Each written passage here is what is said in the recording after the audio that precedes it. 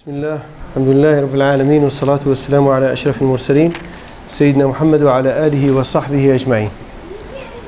Last time we had some problems with our machine, so the halaqah was not recorded, and there are many people who are following this program online.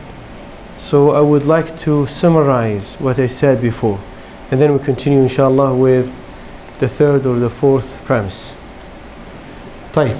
And I would like to start with the same question I started with last time, when some sisters saying the question about a saving program, those saving program in which 5 people pull together a sum of people. It doesn't have to be 5, there could be 10, there could be 15 people. They pull a sum of money, and every month one of the brothers or the sisters will take the whole collection, full collection to spend it. And we said this can be done in 3 ways. The first way is a regular, when you do it through a regular round without any stipulated conditions. So you don't put any conditions, you just get together as 10 people, 15 people, 5 people, and then every month you collect the same amount of money, and every month one of the brothers or the sisters will take this amount. So this is halal. There is nothing wrong with it. The second way of doing this is when you stipulate a condition. You say, okay, no one is allowed to leave before this round is completed. And this is halal. If you do it this way, it's okay. The ulama, they don't prefer this condition. They said it's better not to do it, but it's okay. I mean, if you do it, it's halal. You can, al-Muslimuna ala shurutihim. Yani Muslims are bound by their, stipulated conditions when we deal with business transactions. The third form of doing this kind of transaction is when you tell people that you are not allowed to participate unless you promise that you're going to participate in a second round or a third round. Then it becomes haram. Because in the first round you'll be lending people money, and then you'll be paid back. People will be paying you back month after month, those who took the money in the beginning. But if you make it a condition, this is a form of riba. It's called aslifni wa aslifuk. Yani lend me and I will lend you. I'm not going to give you money until you promise that you lend me money. So this is a form of riba. So if you do it with this condition that you are not allowed to participate unless you promise that you participate in the second round, third round, then it becomes haram. But if you do a second round without any condition, like you finish, you are over with the first round, and then within a month or so, or immediately you say, okay, let's do another round. This is halal, because you didn't make it a condition. You remember when we talked about riba, Rasulullah ﷺ borrowed something from someone, an animal, a camel, and when it was the time of repayment, he gave him something better, and that was halal. It's not a riba. Why is not riba? It's not a form of riba, because it was not agreed upon. It was not stipulated in the contract. The man did not ask for this kind of repayment. It was a voluntary repayment from Rasulullah sallallahu alaihi wasallam, and it is halal. Like if someone gives you something as a loan, and then at the end of the loan you give him a gift without him asking for it, and this is halal. This is not riba. طيب.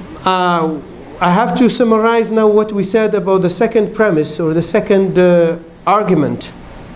And before that, I told you last time that the European Council for Fatwa and Research, they had the 16th session in Turkey, in Istanbul.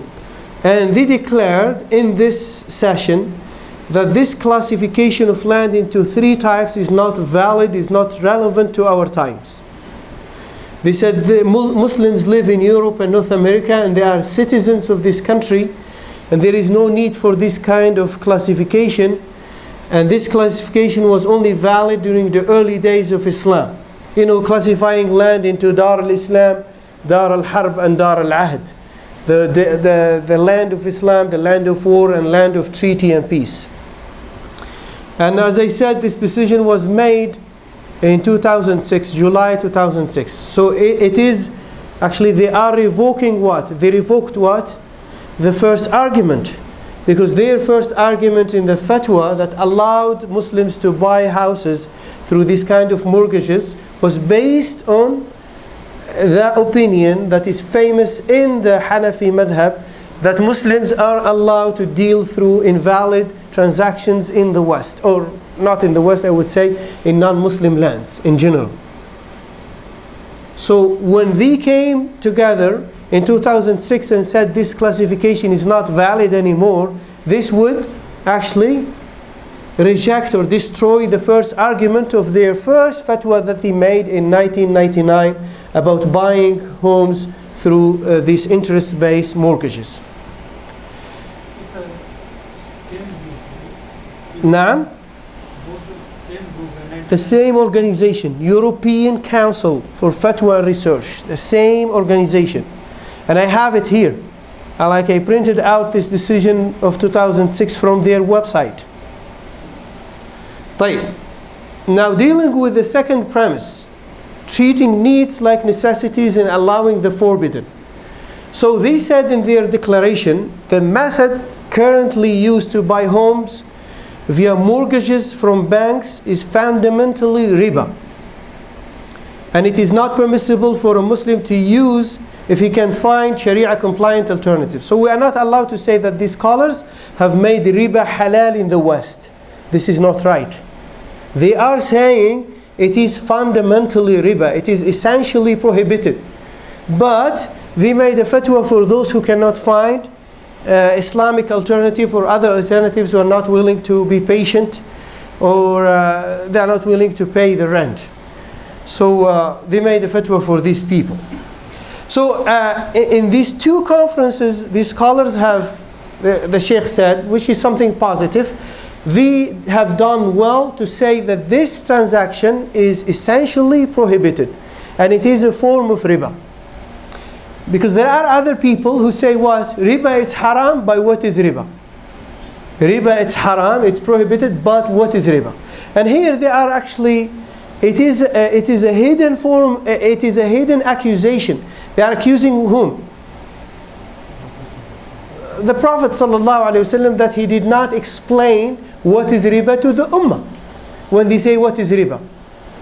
So he passed away without explaining to the ummah what is riba, what was the riba that was haram, that was made haram at his time.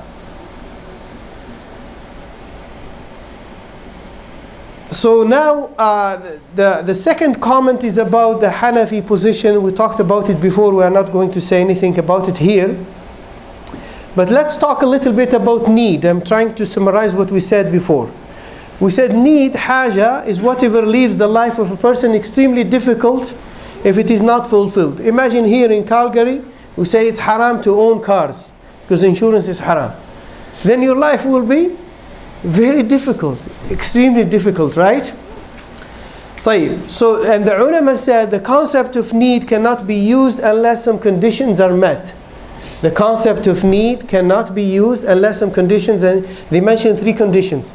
The first condition is, they said the consideration of this concept does not nullify the underlying ruling.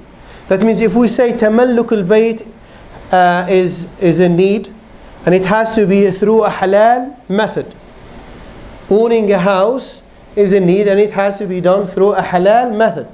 Now if we come here and we say this concept, we use this concept of need, and we nullify or destroy the underlying ruling that you have to acquire this house through a halal way, then we're not using the haja, the need, in the right way. The second, the concept of haja. The second condition, they said the need should be present, not expected. Yani it should be something that you're dealing with, you're facing right now. It's not something that you expect in the future. And I gave you an example. Someone, would say that I'm buying a home to accommodate the bigger family that I'm planning to have in the future. He's just getting married now, or having one child. I said I'm buying a house now to accommodate the bigger family that he will have in the future. Okay? So this is not an excuse. You cannot use the concept of need here in this situation, because it's not something present. You're not dealing with. You're not facing. It is something that might happen in the future. The third condition, they said using these concessions for need should not go against the objectives of Sharia. And Muslims are not allowed to abuse this concept of using concessions. For example, when someone is traveling, he's allowed to shorten his prayer. He's allowed to break the fast. He's allowed to do a few things. To make mash on your socks or leather socks for 3 days instead of for 1 day. So the ulama, they said the Muslim cannot create this situation, a situation where he can benefit from these concessions. You are not allowed, مثلا, in Ramadan to travel on purpose with the intention of breaking the fast. You cannot do that. But if you are traveling, you need to travel, you're planning to travel anyway, then you can benefit from these concessions. Wallahu ta'ala a'lam. So you're not supposed to devise ways in order to benefit from these concessions. When things happen, then you benefit from the rukhsa of Allah subhanahu wa ta'ala. Use the concession, the concept of concession. And we talked about some main differences between necessities and needs. Ad-darurat wal-hajat. Necessities, darurat, needs, hajat. And we said, when it comes to necessity, whatever was made permissible through necessity is a temporary allowance, which ends with the disappearance of this necessity. Yeah, someone is traveling in the desert and he couldn't find food. He's about to die and he found some pork. It's halal for him to eat at that time. And this necessity or this allowance, this Sharia ruling will disappear with the disappearance of this necessity. And it is only limited to that person who was under the pressure of necessity. It's not a Sharia ruling that is given to everyone. This is the nature of necessity. But they said rulings that are based on need, they do not revoke any text. This is what is preserved in books of fiqh. They do not revoke any text. That means they don't go against a Sharia text, whether it is an ayah from the Quran or a hadith from Rasulullah sallallahu alaihi wasallam. But those rules that were built on need in Sharia, if you go study books of fiqh, they oppose some fiqhi principles. There's a difference here, if you are following with me. They are against some qiyas, some fiqhi principles. And I'll give you an examples. So here, those rulings that are based on need, they do not oppose Quran. They do not go against a divine text from the Quran or the Sunnah.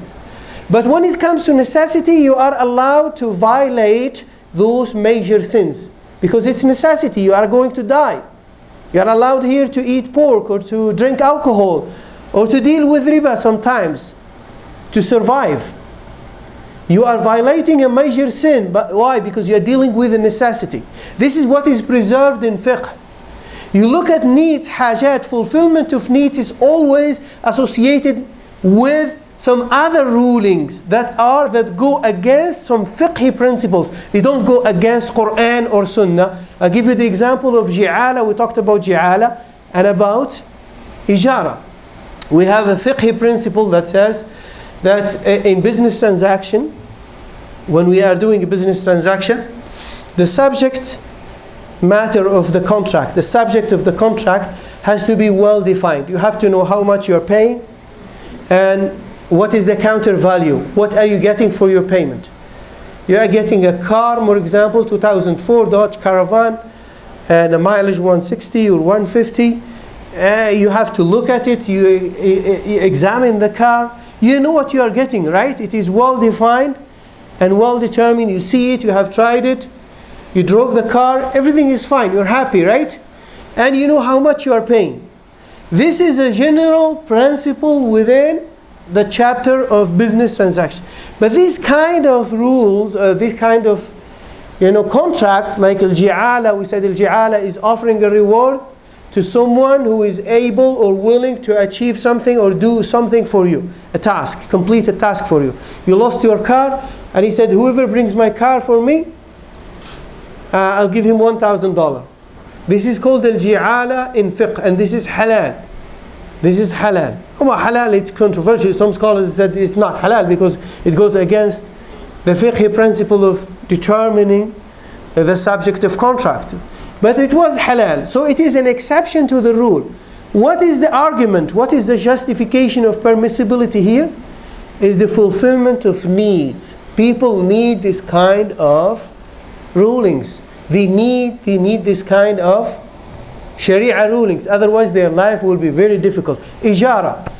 Let's say if Sharia says ijara is haram, you cannot rent because it's very difficult to know exactly how many days you'll be using the apartment you're going to rent, or the way you're going to use. You rent a car, for example, a car rental. How many kilometers you're going to drive the car, or what type of driver you are. Are you a good driver? Are you a bad driver? Are you young? There are many details that could be different from one person to another person. And we said last time, مثلا, if we think about ijara, two families could rent an apartment in the same building, 3 bedrooms and 3 bedrooms. But this family has only 1 child and the other family have 5 children. So are these two families going to use these 2 apartments in the same way?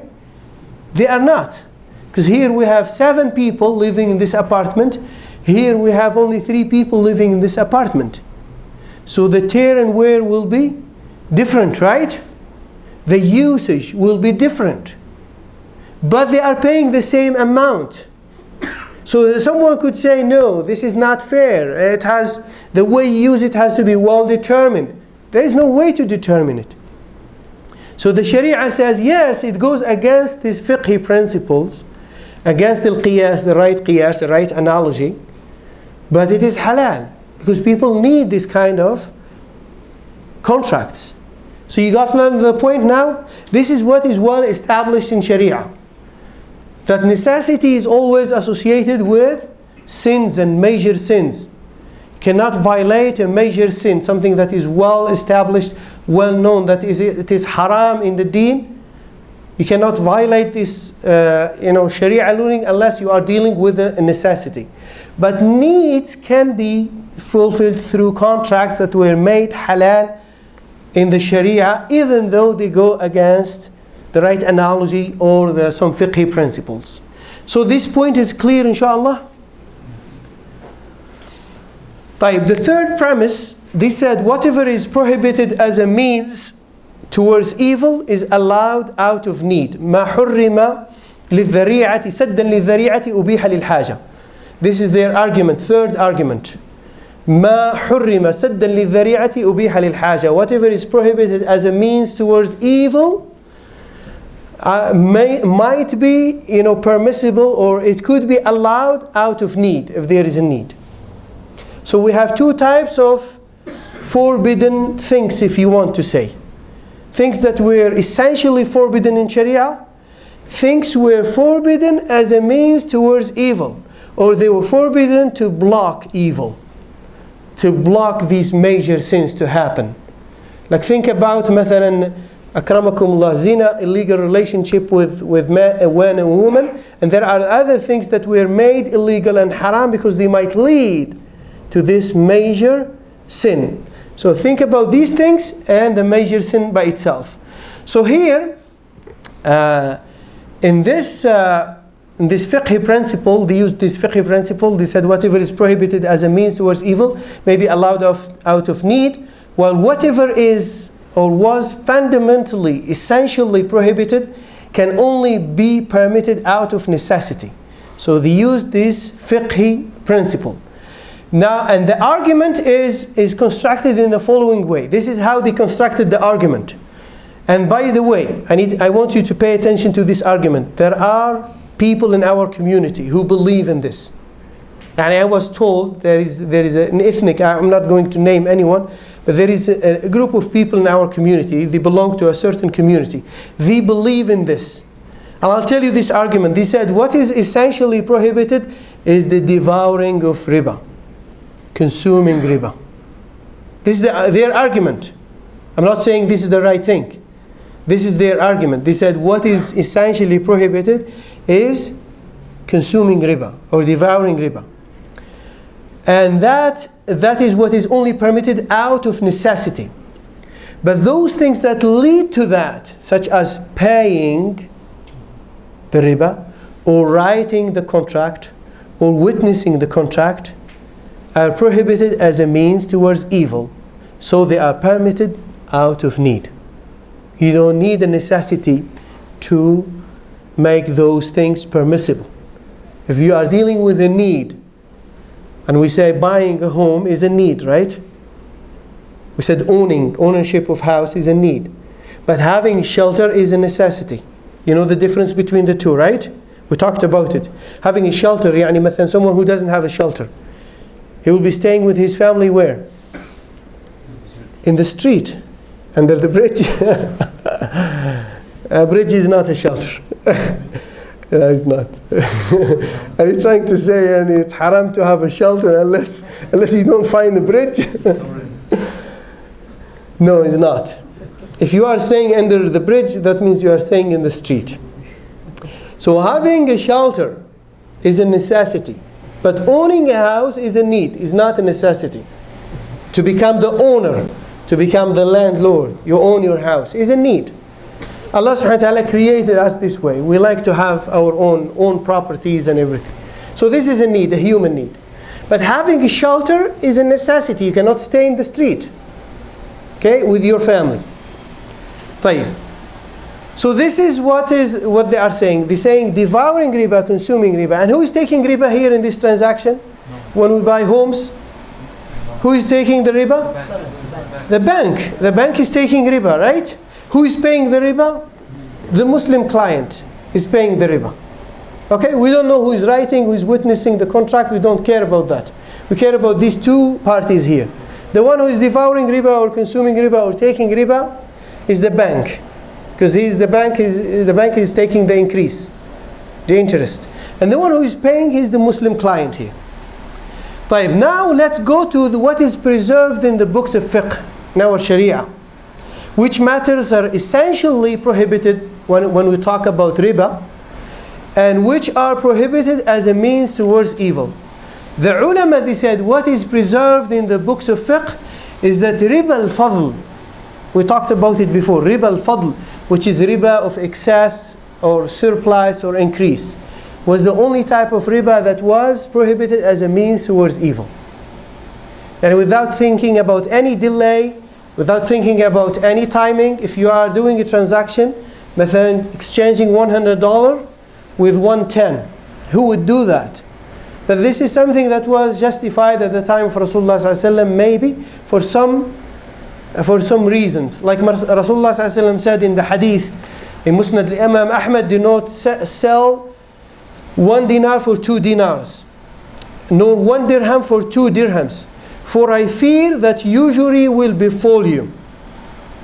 You tell me who would do this? Who would give 1 dinar for 2 dinars? Now these coins at the time of Rasulullah ﷺ were not minted in the same way.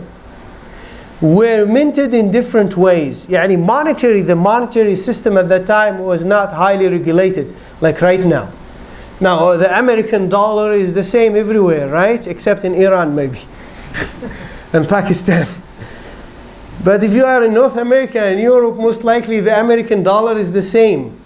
So it's foolish to exchange $2 for 1 American dollar, right? 2 American dollars for 1 American dollar, or 2 Canadian dollars for 1 Canadian dollar. At the time of Rasulullah ﷺ, this was justified because they were minted in different ways, maybe with different weights sometimes, different qualities.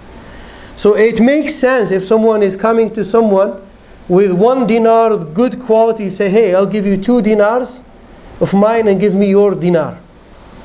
So Rasulullah ﷺ is saying, for I fear that usury will befall you. I am worried.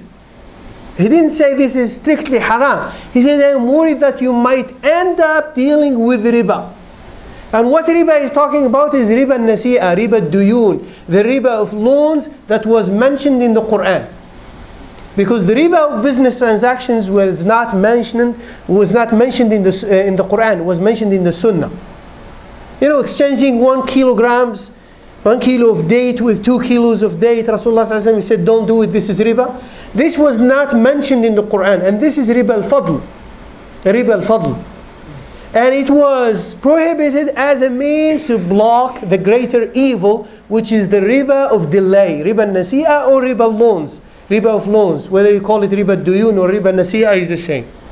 There are some differences, but ulama sometimes they use riba al-nasi'a, sometimes they said riba al-duyun, or they call it riba al-jahiliyyah, that was mentioned in the Quran. And that was the type of riba that was prevalent at the time of Rasulullah sallallahu alayhi wasallam. So the ulama did not distinguish between who is paying and who is consuming. They didn't say paying is a means towards blocking the evil, and devouring riba is the major or the greater sin. Yes, Allah subhanahu wa ta'ala said, الَّذِينَ يَأْكُلُونَ الرِّبَى لا يقومون إلا كما يقوم الذي يتخبطه الشيطان من المس. He was talking about those who devour riba. Because they are the ones who are actually charging. Yes, that's right. But Rasulullah ﷺ in a different hadith will talk about it. He said they are all the same, and we'll talk about it at the end inshallah. طيب, Imam Ibn al-Qayyim, when talking about this is another proof, just to confirm what I said. He said riba is of two types, explicit and hidden. Explicit, he was talking about riba nasi'a and the riba of loans. And that might include an increase. It will include an increase, but there is a delay. It's associated with a delay.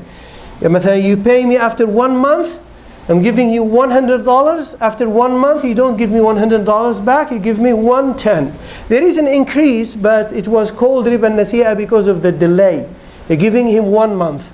If you're not able to pay after 1 month, I will charge you a penalty, and then instead of paying 110, you pay me 115. So this is riba nasi'a or riba of loans. Wallahu ta'ala a'lam. So the ulama, they said there is an agreement that riba of loans, which is the subject of this transaction, interest-based mortgages, they said there is an agreement that riba of loans or nasi'a is fundamentally prohibited, and it is the one the Quranic threat of punishment came for. And the war from Allah and His Messenger was announced. They are talking about this riba. Okay? Whether you are paying it or you are devouring it is the same. Because the ulama, they did not distinguish. And the Sheikh, he mentioned what? The decision that was made in 1385. So this decision was clear about these matters of distinguishing between lending and devouring, or borrowing and lending.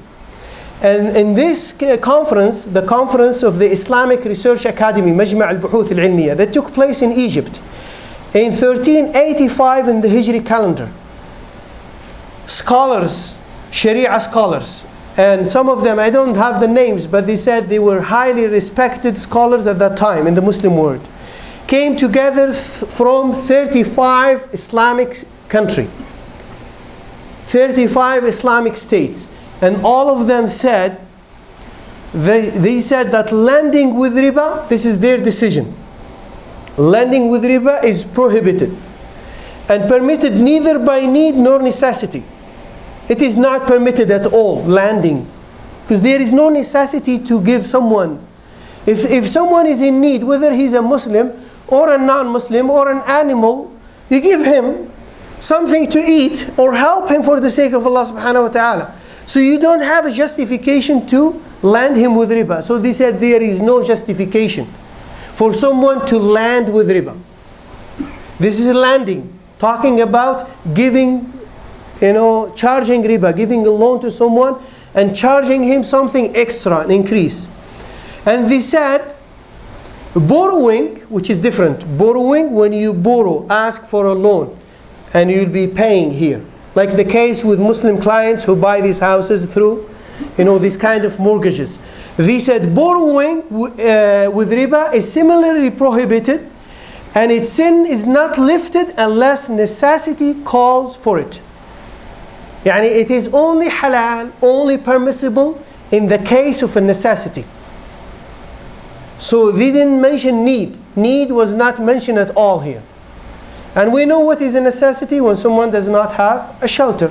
As I said before, it could be a necessity when someone lives with his family in a cemetery, like in some Muslim countries. Or it could be an extreme need that is close to a necessity when someone lives in one room in some countries, some Muslim countries, where people live in capital cities that are extremely crowded. Some families live in one room. There are 7 people in one family, and in one room they have the kitchen and they have the washroom and they have everything. This is not a normal life. This could be a case of necessity. These people, they have to go and consult some Sharia scholars and then ask for a fatwa. They might have, they might benefit from a concession. Other than that, we don't know any other necessity. If you know of any other necessity, you tell me about. So the ulama here, these ulama who came from 35 Muslim countries, they met in Egypt in 1385 in the Hijri calendar, which is 50 years ago, and they made this decision based on the ayat and the hadith and the fatawas of the ulama, and they didn't mention need at all. They said borrowing with the riba is prohibited, is a sin, and it is only permissible at a time or in case of necessity. Wallahu ta'ala a'lam. So this is what was established by the Islamic Research Academy over 50 years.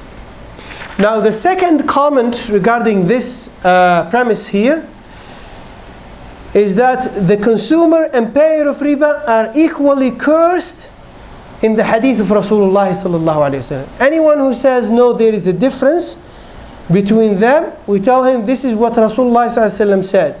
Hadith in Sahih Muslim. The Messenger of Allah sallallahu alaihi wasallam cursed the one who devours riba, the one who pays it, and its witness and scribe. And this was transmitted by Imam Muslim. In a different hadith in Nasa'i, Ibn Mas'ud radiyallahu anhu said, the devourer of riba, its payer, its 2 witnesses, and its scribe are cursed upon the tongue of Muhammad sallallahu alayhi wasallam. So the conclusion is, with this text, it is difficult to say that the prohibition of paying riba is a prohibition of means towards evil. Because Rasulullah sallallahu actually in the same hadith, he said they are equal. They are equally the same. وَقَالَ هُمْ سَوَاء in Arabic. So there is no difference between the one who is paying, the one who is devouring, the one who is witnessing, the one who is writing the contract. So they are all the same in this aspect, that they are cursed. They are cursed. So this is something major. And when we talk about riba, we're not talking about, it's not a joke. I'm not talking about something light. Allah subhanahu wa ta'ala salama wal afiyah. So we have, alhamdulillah, 10 minutes before adhan. You have time now to make your questions. Go ahead. I have 2 questions, if you don't mind. Go ahead. The first one, just for the sake of argument, if we say that somebody here has is in a case of necessity and needs to buy a house, and you mentioned something about if you're in a necessity, then you might use the concession just as long as you deal with your necessity, and then that's it. So if someone has a big family and can't find a house, and then let's say it was a necessity and they bought a house through that, it's a long process. So it takes about 20 years or 15 years, and they're paying riba. How should they deal with it? And the other question was, if somebody followed this fatwa previously and bought a house already, and then later on, when he's in the middle of it, and he found out, for example, he intended your fatwa and just decided that, subhanAllah, he was mistaken, what should you do? So the brother here asked 2 questions. We said that necessity, when we deal when we deal with necessity, we are allowed or we are permitted to violate some Sharia rulings for a limited period of time. The allowance is limited, is temporary, and it disappears with the disappearance of this necessity. I guess for someone, the example, and he mentioned the example who has a big family, someone who has a big family. If someone has 7 children or 8 children, I don't think that the next week or the next month he'll have only one child, unless they passed away. So the necessity will stay there in this case, right? It will be there for a couple of years at least. So if he bought his house through this way and then he ended up paying this house, alhamdulillah. But I'm not saying if you have a big house, I mean if you have a big family, then you are allowed. Go ahead and do it. No, if you feel that you are dealing with the necessity, you go and ask the scholars that you trust, people who are qualified in the field. And then you ask them, are you dealing with the necessity or la? Is it haram for you to buy or not? So don't make fatwa for yourself. This is the first question. The second question again? Somebody already bought a house.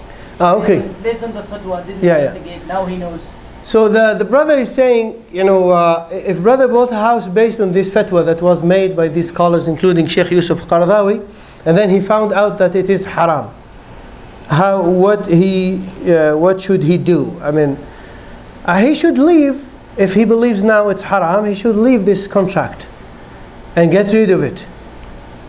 He might convert it into a Sharia compliant, but the problem is all the Sharia compliant or so-called Sharia compliant contracts that are available in the market are not purely Sharia compliant. The alternatives are not purely Sharia compliant, whether it is a diminishing musharaka, the way it is done, or ijara loans. Ijara loans are not Sharia compliant, and I have a fatwa from Sheikh Dr. Munzir, because there are people, I just got a call from someone today. He paid the Sharia structure fee, which is it's not a down payment. They charge people Sharia structure fee, around 2,000, 2,500.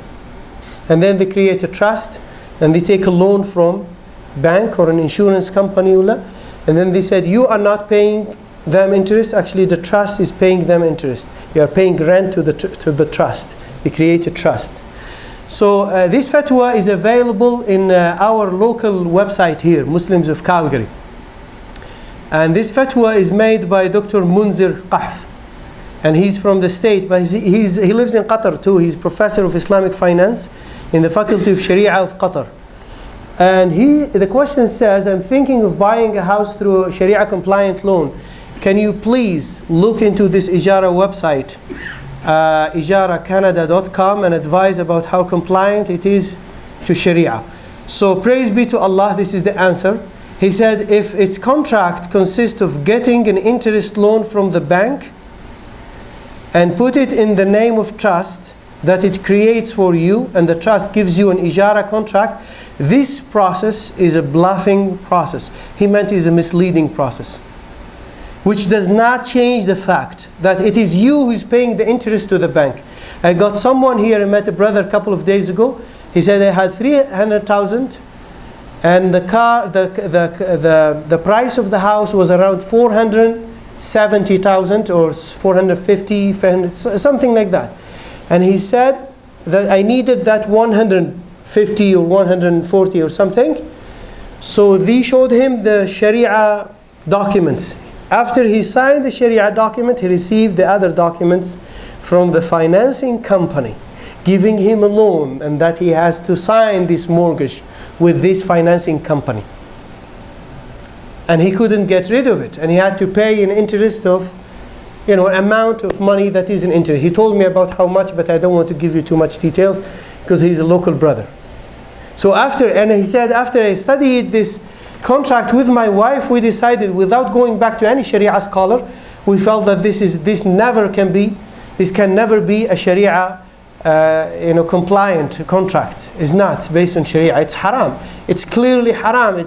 They're getting the capital from a financing company, a non-Muslim financing company. And they tell people that there is nothing in Sharia that says you're not allowed to deal with non-Muslims. You are not allowed to do business with non-Muslims. No one says that it's haram to do business with non-Muslims. It's halal to do business with non-Muslims. But we're talking about here about an interest-based contract.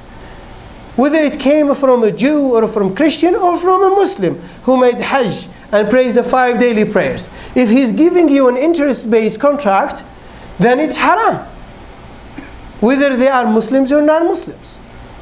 So this fatwa is available in our local website, Muslims of Calgary, and is made by Dr. Munzir Qahf. Wallahu ta'ala a'lam. Unfortunately, most of the Sharia or the Islamic alternatives are not purely Islamic and not purely Sharia compliant. Why? I'll tell you why. What is the root of this problem? I don't want you to feel like desperate, like, oh my God, there's no way out of it. I'll tell you the problem. The problem is about greed. The investors who are dealing with ijara loans, most of them maybe are not Muslims. Some of them are Muslims, but they deal with, the contract is the same. But the investors who are financing the transactions or the contracts of those companies like ISNA and Ansar and all those companies who are giving diminishing musharaka contract. Investors are not willing to take the risk. Our Sharia is telling people, instead of dealing with riba, instead of guarantee the capital, guarantee the loan, deal with PLS. PLS, profit and loss sharing. That means you have to share, you have to be willing to share. If you are partners, if you tell me we are partners, we have to pay together the cost of the maintenance, the insurance, and the property tax. So the clients here are Muslims who are buying through them, houses through them, they end up paying all these things. The property tax, and the insurance, and the maintenance. But if you tell me we are partners, and you own 80% in the house, and I own 20% in the house, and I pay you rent for the 80%, you are like any landlord who should pay the property tax, who should pay the maintenance, who should pay the insurance. You are like a landlord for these 80% that you own in the house. Because I will end up owning the house at the end after 25 years, so you're asking me to pay all these expenses from now. This is a form of dhulm, oppression, even though some ulama have said this is halal, but this is not halal. This is dhulm. This is oppression. So when Muslims are willing to take the risk in business, then our problems will be solved. They have tawakkul on Allah. An investor is coming, he says, okay, do it the proper way. I'm willing to bear the loss. I don't want my capital to be guaranteed. Then we will solve our problems, and all these Sharia contracts will be halal. There is a way to do it, but it needs a lot of work. I cannot tell you about it now, but it needs a lot of work. A lot of work. Inshallah, if something, Allah subhanahu wa ta'ala give us qudra, then I will talk to some mashayikh here in Canada, we'll start something. There is a way to do it. And then make it halal, and then people, when they see that it's working, and I think they start changing their contracts. Wallahu ta'ala a'lam. They make them more Sharia compliant. طيب. But it is not available now. Do you have another question? Go ahead. Sometimes when you're purchasing something, for example, it's $500 right now. But if you pay installments of 10 months, for example, $50 per 10 months will give you $500. But the installment. So, say it again, please. If you pay something you purchase, it's $500 right now. If you pay installments of 10 months, $60 per month, you end up paying $600 rather than $500. This is used by many students of knowledge, and everyone uses it very often. How is this different than the riba thing? Because you're agreeing with the amount percentage every month. What is halal? The brother, he's saying something. If you buy something that will cost you, if you pay it cash, $500, right? If you pay it cash.